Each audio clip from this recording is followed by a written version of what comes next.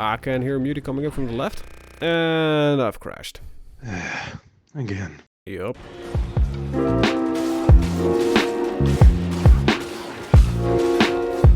Oh boy, the 17th we've gained access to the pre-order beta for Darktide. And for once this seems like an actual beta and not some early access by pre-ordering marketing scheme. But before we go into the full rant, let's take a short time to explain what kind of game Darktide is. If you just want the rant, go to the timestamp on screen. Alright, with them gone, let's get into it. Darktide is Vermintide, but in the setting of 40k. What do you mean that doesn't explain anything? Okay, again, Darktide is like Left 4 Dead, but with a progression system and gear. What do you mean that still doesn't explain anything? Well, Darktide is a horde shooter. You and 3 other mates get dropped into a mission where you need to solve or murder or destroy something. Sometimes even all 3.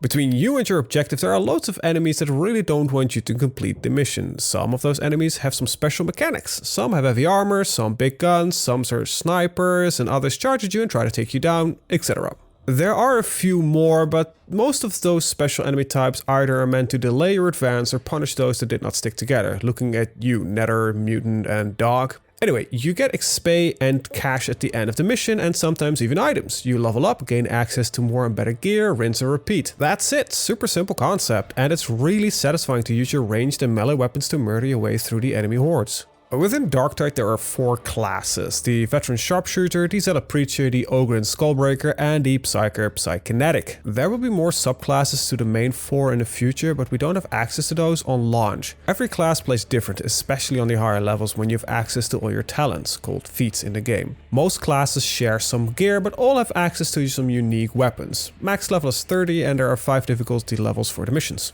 With every increase, the mission becomes quite a lot more difficult. Let me get this out of the way before the rant starts, but the core concept of the game is really good and fun. The characters and their different origins and personalities have some amazing banter with one another, although sometimes it feels a bit disconnected. Some of the Ogren lines are straight up some of the funniest dialogue I've heard in years. They really feel like a lovable oaf that has way too much strength and way too little brain power. One of my favorite lines is, "The Emperor says that ignorance is strength. I am really strong." And is often just struggling with more complex words. And we crashed again. Yeah, 1 second. Oh boy, this really is a beta, isn't it? Well, all joking aside, the game is just not stable for me, and I am not the only one. Now, let me be clear, most of my friends' games were fairly stable and not that many crashes. I, however, was on the other end of the spectrum. Crash after crash after crash. Cleaning up my boot process, repairing DLLs, reinstalling my GPU drivers, just nothing really worked. In the end, I was able to get the game fairly stable by putting all my settings on low and the worker threat slider to 1. This led to a game that, to be honest, still looked fairly good but ran like another brick, especially when the hordes showed up. If crashing wasn't the worst, there are also a load of connection problems, balancing issues, and quite a load of odd other bugs. Thing is, what works well, and it shows that the game really can be a gem. If it wasn't for the damn bugs. Frequently, we would not receive any mission rewards, sometimes not even experience, and then we completed the mission and we received all the missing experience. So imagine you receiving all the experience you missed, but also the experience your mates missed. Each of you. So you go casually from level 3 to level 12. One of my friends plays a Psyker and loves using a dagger. Now, a level 35 dagger that has laceration, a bleed. You can apply on heavy attacks. Funny thing is, it also applies on his force push ult. That has quite a lot of reach. Getting charged by a mutant, sometimes he grabs you and he decides to put you in a wall, and now you're out of bounds with no way back in. Enemies are literally spawning everywhere and love to spawn behind you, sometimes even directly behind you, and sometimes you can even see them spawn in.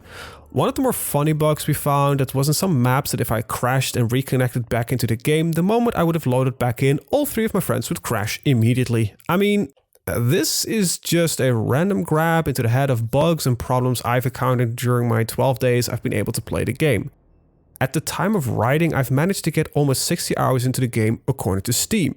I know this is false because if the game was closed down normally and it did not crash, a certain process related to the game would not close down as well, and Steam would think the game was still running.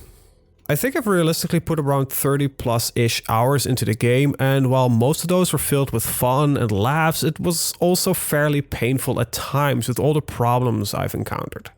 Now, credit where credit is due. Fatshark has been actively patching the game during the 12-day beta, and some of my problems got fixed. Last few days of the beta, we've had access to an experimental branch of the game that would have solved a large amount of the crashes, and it did so for me, albeit not for everybody. The first experimental patch, however, came with a fairly annoying bug for me personally. It would cause my USB devices to power cycle due to it crashing some of my USB drivers. And then there is the performance. It is all over the place. There are reports of people with 4090 GPUs and having really bad performance. For myself, the game runs fairly stable at 60 FPS without massive hordes on max settings without DLSS, as that makes the game crash a lot and without ray tracing. It needs polish on the technical side as well as also on the design side. Speaking of which, well, there we go again, and it crashed. So, talking about the weird design choices that have been made. Gone are all the stat numbers on items. Now we have bars. Those bars represent numbers, but now it has become quite a bit of guesswork to figure out, or using paint to compare the item stats. This is so bad that there is currently a tool in development by the community to translate those bars into usable numbers so we can at least build our characters correctly for difficulty 5 missions. And another odd design choice, gone are the end screen stats. Now we just see how long it took us to complete the mission and how many kills the group has made. This is done with the thought to prevent toxic behavior, and sure, I get why you don't want your players to be a bunch of hateful gatekeepers, but I like to know my stats to see if my new build or items or playstyle is actually improving my game. Fatshark at the time has promised to create a number system for the items and an end-screen stats window, though the end-screen concept that they've shown so far has fragging bars. I mean... So here we are at the end of the video and time for the conclusion. Darktide is a good game, and I think it's one of the best in its genre.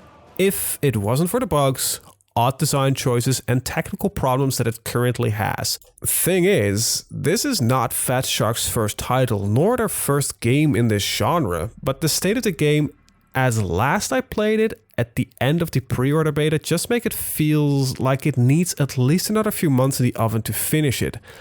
I do not know why the game got not delayed again, or why they think it's a good time to release it now. Perhaps it's Games Workshop pushing for a pre-Christmas release to boost sales. Maybe it's Fatshark that wants to release right now, but it's just not ready yet. It's close, for sure, but it lacks severe polish and there are huge sharp edges that you will cut yourself on.